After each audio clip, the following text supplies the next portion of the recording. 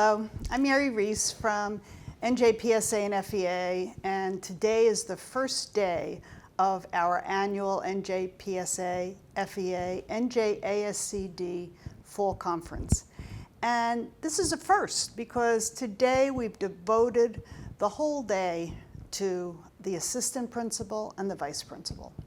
And we were thrilled that our keynote, New Jersey's own Baruti Kafele, joined us today. And just a couple questions for you. Yeah. And I must say, his keynote was amazing. His follow-up workshop was even more amazing. But his piece after the workshop was unbelievably powerful. So I thank you for that. I appreciate that. Thank you. Having been an assistant principal for quite a few years, a long time ago, I always struggled with the balance between working real closely with students and their issues, getting them into the classroom, into school, and acting as a successful student. And at the same time, working really closely with the faculty, so that what was happening in those classrooms was of a high quality. So can you talk a little bit about that balance? Yeah, you know, I often say that what distinguishes a school leader from almost every other facet of leadership in the world is that in school, you're leading two very different populations at the same time. You're leading adults, and that's not easy, but you're leading students, again, simultaneously. So one has to ultimately master the art of leadership, but then how do I lead adults? And what is it about my leadership of adults that transfers to leadership of students? And in many cases, it doesn't. It's a whole different entity. So it's the training. It's that goes beyond what the principal, what the AP received in grad school. You know, in terms of how to coach, they may not have received that. So now they've got to align themselves with people who have mastered that art. And it's an art, it's a science in terms of coaching, and how you coach one individual is not necessarily transferable to how you coach a different individual. So then all those skills have to be developed as well.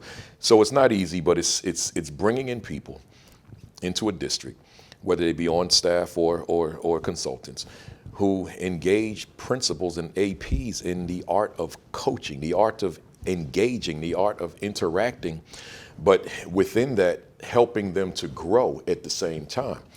Coaching. So it's not confined to just conversation. It's ultimately the end goal is, through the coaching, I want to make this teacher that much more effective as a practitioner, and hence my coaching. But I got to have time to do it. I got to make time. I got to look at the culture of the school that gives me the time to be that full-time coach. How does an assistant principal advocate for herself or himself? Yeah. And you know, you're just saying that they need more training, obviously. Yeah. You know, when we go through our principal certification programs, we don't always learn these skills. Yeah.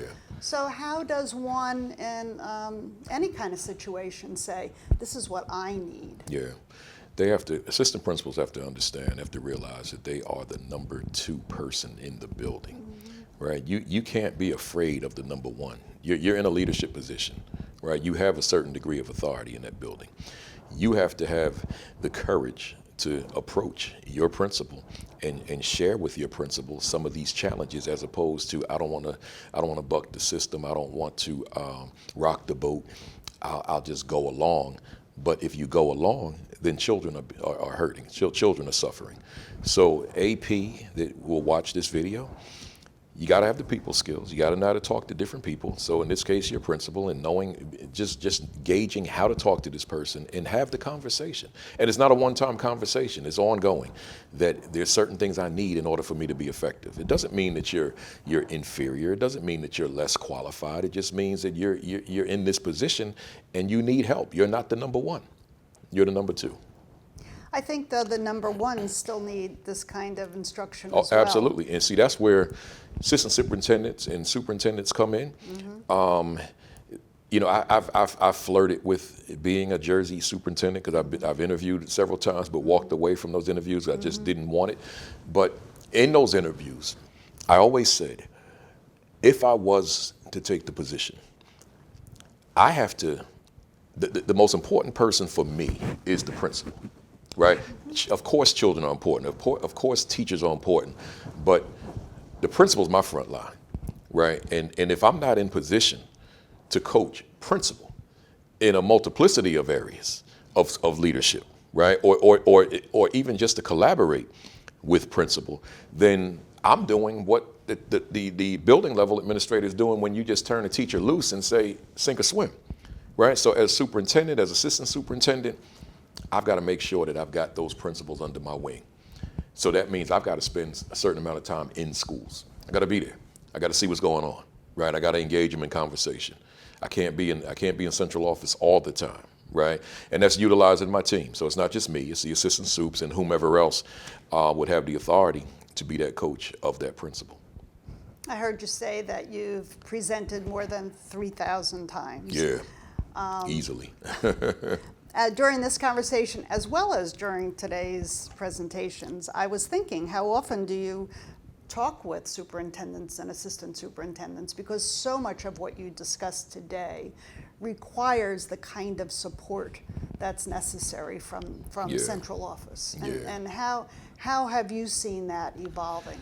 They're in a lot of my administrative audiences, but the presentations are not geared toward them. They just happen to be there. Like if I'm speaking at the principal conference, they're in the room, you know. But I would say maybe at a maximum twice a year, I'm in a room with just superintendents. So it's not very often, you know. I would love to be, because I feel that I've got a lot to share with them in terms of everything I just said, in terms of their role with that principal.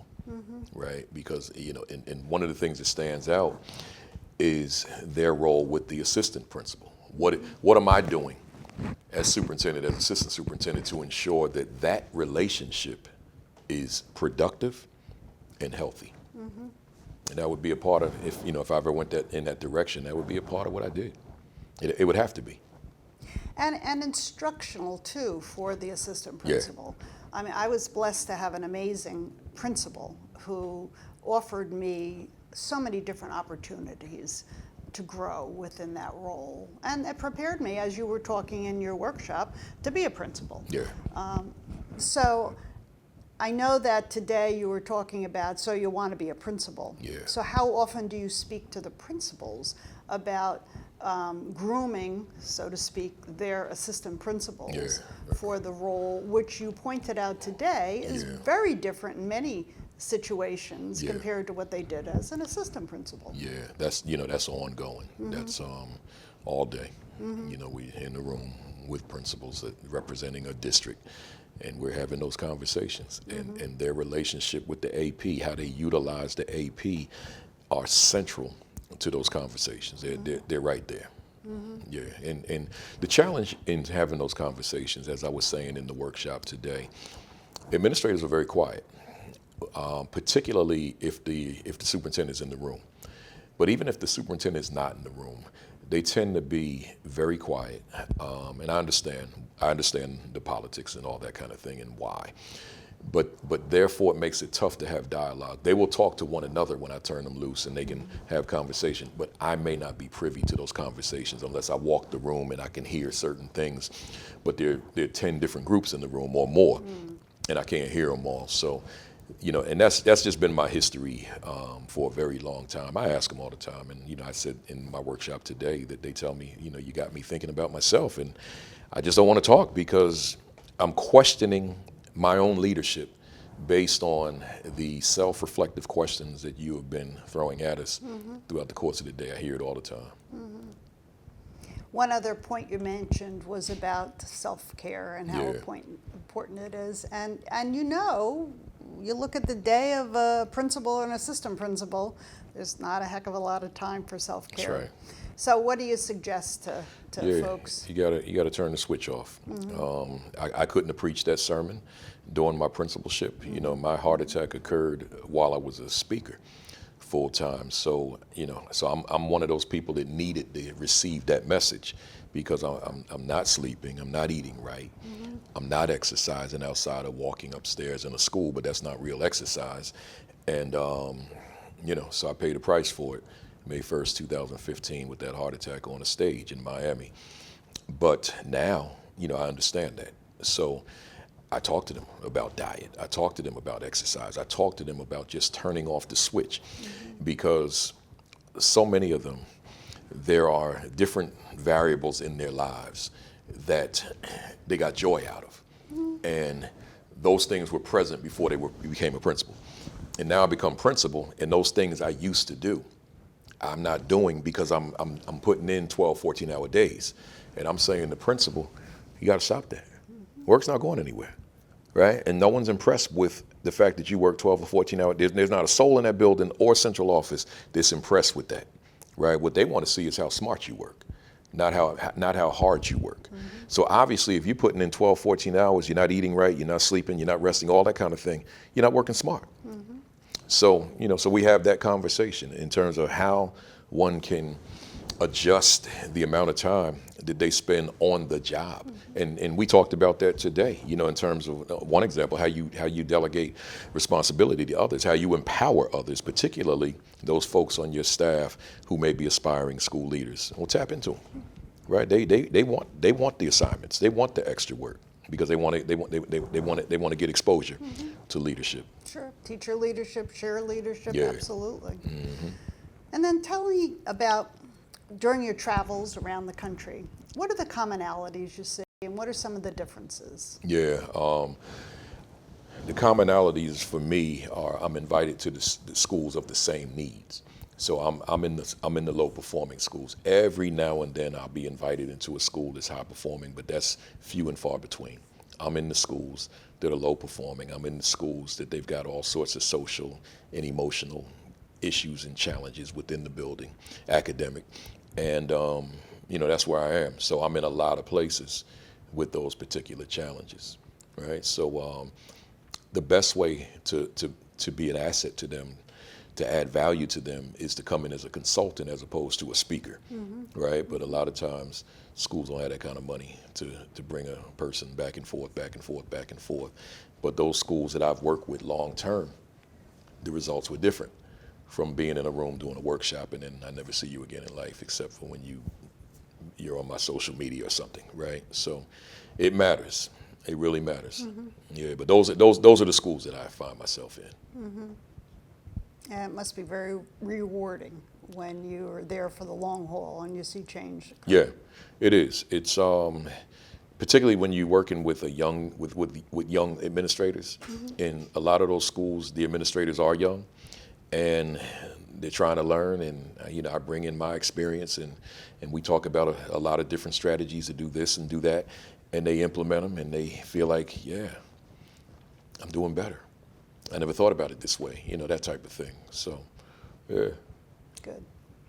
Keep it up. Yeah, absolutely. I appreciate it. Thank you, everyone. You might see and chat with Principal Kafele on Saturdays at 10:55? 10:55. Eastern Time? Eastern Time. On Twitter? Yeah, at Principal Kafele. Yeah. Facebook at Principal Kafele. And what about your books? And let me say YouTube at AP and New Principals Academy. And then I have 13 books that I wrote, and 9 that are on the market. I self-published several books a long time ago, and I just don't have them on the market now. I need to. Everybody's asking for the one I wrote for parents. But ASCD, 9 books with them, and I have a 10th that's sitting on my computer. I haven't submitted the manuscript yet. So you can find them, social media, book in your hand, Kindle, whatever. Yeah, right? That's right. That's Well, right. We really thank you a lot. I appreciate it. Thank you. Thank you.